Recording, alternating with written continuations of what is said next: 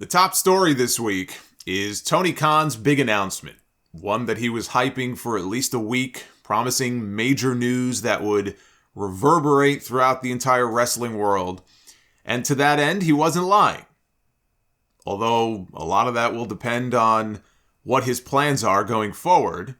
But he stood in the middle of the ring on Dynamite for only the second time ever to announce that he is the new owner of Ring of Honor. He has acquired the video library dating back to its very first show in 2002. There are some people who weren't sure if it included all of the original shows or does it only go back to when Sinclair bought them. No, it is the entire video library going back to 2002. He's acquired the brand assets, the production equipment, the intellectual property, all of it. 100% of it from Sinclair Broadcast Group. No talent contracts, because there are none anymore in Ring of Honor, but he now owns the entire thing. As he said on Dynamite, Shane's not there, there's no Shane, it's me. And then he said there is no Dana, only Zool, before shooting laser beams out of his eyeballs and blowing up Daly's place. No, I wouldn't have been surprised if he did, though, as hyper as he was standing out there. He was very excited. He's just an excited guy. In the press release, Khan stated, Ring of Honor's influence on modern professional wrestling is etched permanently in the history books, and this acquisition ensures that its legacy will be kept alive and treated with the utmost respect.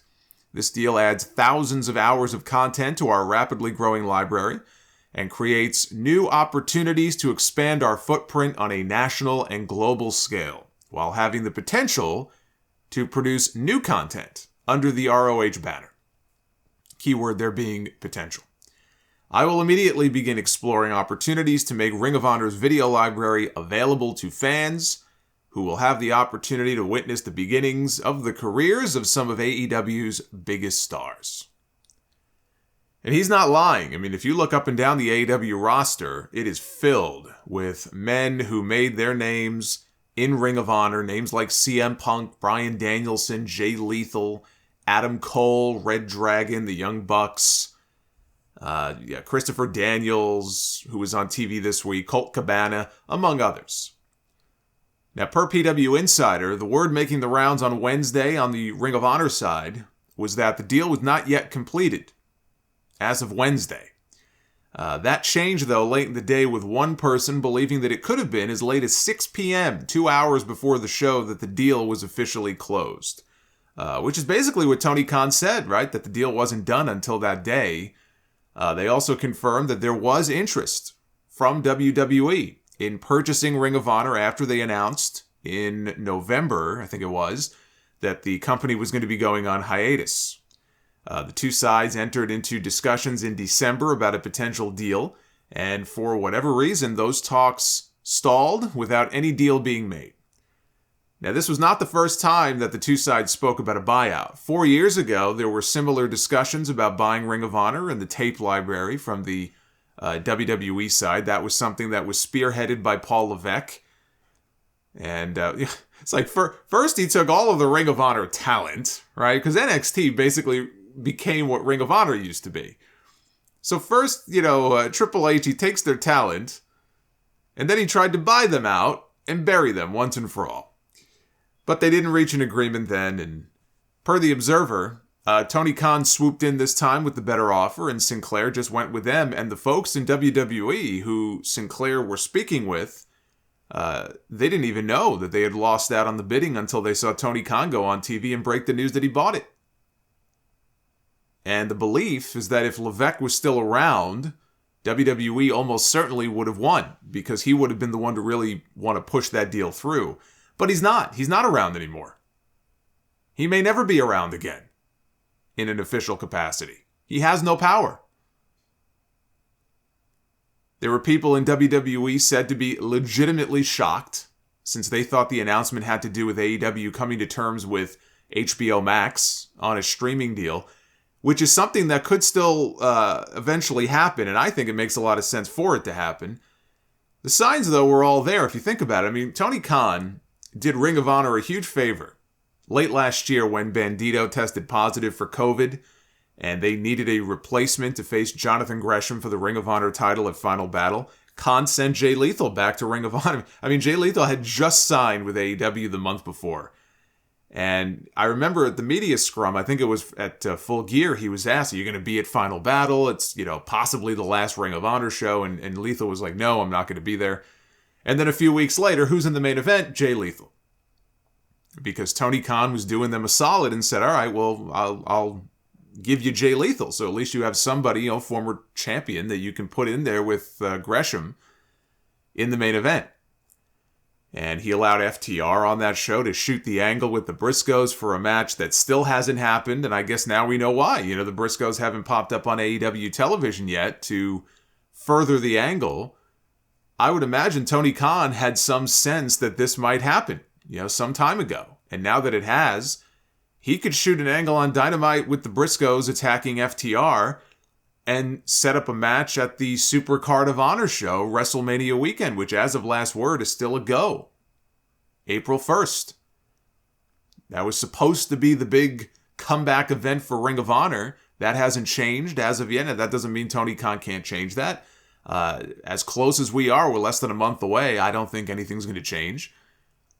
So they could shoot an angle to build to an FTR Briscoes match on that show, and I think that would be the right thing to do. I think you could headline that show with FTR against the Briscoes, as much as they've been, building to this on social media now for months, and they shot the angle at Final Battle. As opposed to doing the match, let's say, in the middle of an AEW card, it could be the feature program in Ring of Honor. That's what I would do. Jay Briscoe even tweeted after the announcement, good shit, Tony Khan, now when do we wrestle FTR? I think April 1st would be the time to do that. But when I heard the news, I wasn't surprised. There were rumors for days that Ring of Honor might be somehow tied into this announcement in some way, whether it be an outright sale or a working agreement of some kind. Tony Khan was and still is a big Ring of Honor fan. I didn't see the real value for him or for AEW in buying the promotion. And look, we don't know how much he spent. I know there's a report, or there was a report from Cassidy Haynes of Bodyslam.net, who's broken some stories before. That one source he spoke to stated they heard the sale price was somewhere in the $30 to $40 million range. But he wasn't able to confirm that. So we don't have a firm number yet. With Sinclair being a publicly traded company, I think we're going to know soon enough, what that figure really is. But he did say that the plan is to utilize Ring of Honor as a developmental territory of sorts for AEW, with main roster AEW talent dipping into the ROH brand on occasion. So I hear that, and that's not unlike what WWE is currently doing with NXT 2.0. We've got Dolph Ziggler challenging this week for the NXT Championship. AJ Styles has made some appearances on the show, so that would be a similar type of thing. So there could definitely be some value in it for them in that way. AEW has a lot of talent under contract, no place to really put all of them. They don't have a school or a farm league of their own. I know Dustin Rhodes, I think, recently started his own wrestling school and really wants it to be kind of like an official AEW, basically what OVW used to be to WWE. I don't know that it is, though. And obviously AEW has pulled talent from Cody and his Nightmare Factory, but they don't have an official school or territory of their own. I don't think diehard Ring of Honor fans are going to be satisfied if Tony Khan just uses the ROH name, strictly as a developmental league, but I think it's more likely to be a mix of younger, lesser-known talent with a few bigger names mixed in to sell tickets, to keep interest alive in it. You got to have some big names as part of this thing. You can't just have it as a bunch of, mid-level guys or younger guys who might eventually become something, but right now they're not. You've got to have some names as part of this thing. If you're going to run shows and you're going to try to sell tickets, or if you've got a TV deal, you've got to have some names. But this is all just speculation right now until they announce what their plans are actually going to be. There's a lot of questions right now. Does he run it as a separate promotion and try to restore it to its old glory? Does he use it not so much as developmental, but as a way to give a spotlight to AEW talent that are being left off Dynamite most weeks and being left off Rampage on most weeks. Because they don't have enough television time for all of them. We don't yet know the status of the Ring of Honor television show. Where is it going to air? Are they going to keep it all on those Sinclair affiliates? Are they going to have a show on an actual network like TNT or TBS? I would be very surprised if it ends up there. I don't think, TNT and TBS are not just handing out time slots. So I doubt that. Keep in mind, one of the things that Tony Khan now owns as part of everything that he bought, Ring of Honor had a subscription service called Honor Club. So technically, he now owns a streaming service that has a built-in subscriber base. I don't know how many subscribers Honor Club has. However many there are, or however many are left, he now owns that. He could utilize that, even if just temporarily, as a streaming service of his own. Maybe the show airs there.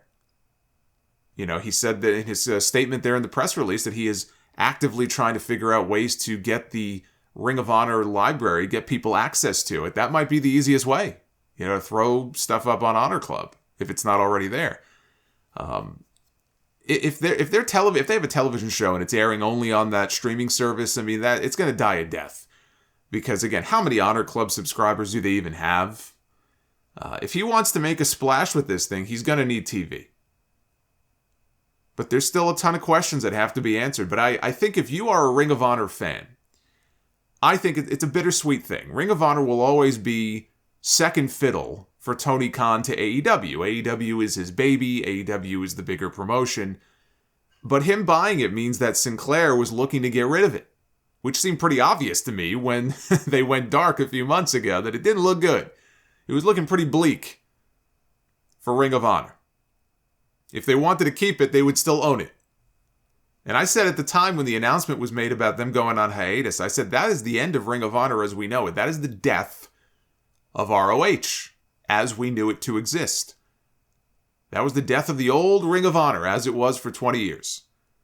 And if they were going to bring it back, it would not be the same. They would not be devoting the same money and the same resources to it anymore. Now, under Tony Khan, that might change. Whether or not you think this announcement lived up to the hype, because he does have a tendency to just hype up all these big surprises and these big announcements to the point where I think he does it a little too often. But whether or not you think this lives up to the hype, I think really depends on how big of a fan you are of Ring of Honor. If you're not a Ring of Honor fan, you don't give two shits about any of this. I would hope people are at least happy, though, that it looks like there'll still be another place for people to work. That's never a bad thing. But if you're not an ROH fan, then you looked at this and probably shrugged your shoulders and went, who cares? He's propping up a dead promotion. Who cares? But the reality is this, Ring of Honor has never meant less than it does today. This is Tony Khan picking the bones the same way that Vince McMahon did with WCW. Except Vince McMahon, well, first of all, Vince McMahon didn't give a shit about WCW. Tony Khan, I get the sense he again, is a Ring of Honor fan. I think he wants to do well by Ring of Honor and its legacy. But the other difference is that Vince McMahon picked up some talent contracts. Ring of Honor doesn't even have that anymore. What is it right now? It's the tape library, it's the Honor Club service, and it's a bunch of logos and trademarks. That's it. That's what he bought. So whatever Tony Khan does, he's going to be starting over and building it back up from scratch. And as an older fan of Ring of Honor, I find it encouraging, at least, that now it's in the hands of somebody who is a true fan of what the promotion used to be. He respects the legacy that it left behind because he also realizes his own roster right now would look very different, I think, were it not for, all of these people passing through Ring of Honor and building names for themselves in the first place. I think he'll do right by it more than WWE would have. WWE was not buying Ring of Honor to bring it back to life. They were buying Ring of Honor for the library. They would have shut it down and killed it and made money off the library. That is the only reason that WWE was interested in ROH. Because that's where the real value is in this deal. It's in that library, which, by the way, includes the All In show from 2018 that in a lot of ways gave birth to what is now AEW. That is where the real value is. But what else can they do with it? What does this new Ring of Honor look like? Tony Khan is not done signing free agents. And there are a few names, 3 of them in particular, who I think could be of great value in a Ring of Honor relaunch. One of them is William Regal, who we know can play a great on-screen authority figure because he did it for years in NXT. But the wealth of knowledge and the experience that he brings to the table could be of tremendous value behind the scenes. I don't know if he can book or write or, if he's got a creative mind for it or if he would even want to do that. But if Tony Khan wants to run Ring of Honor as its own separate entity, you can't go wrong by getting Regal involved in that project. Another name is Samoa Joe, the longest reigning Ring of Honor champion in history and one of the first inductees this year into their Hall of Fame. If Joe could get AEW level money, but work for the Ring of Honor brand, it would just feel right. He's someone who I think could be a great player-coach type, not unlike what he was doing in NXT before they cut him loose. And he seemed to really be enjoying it.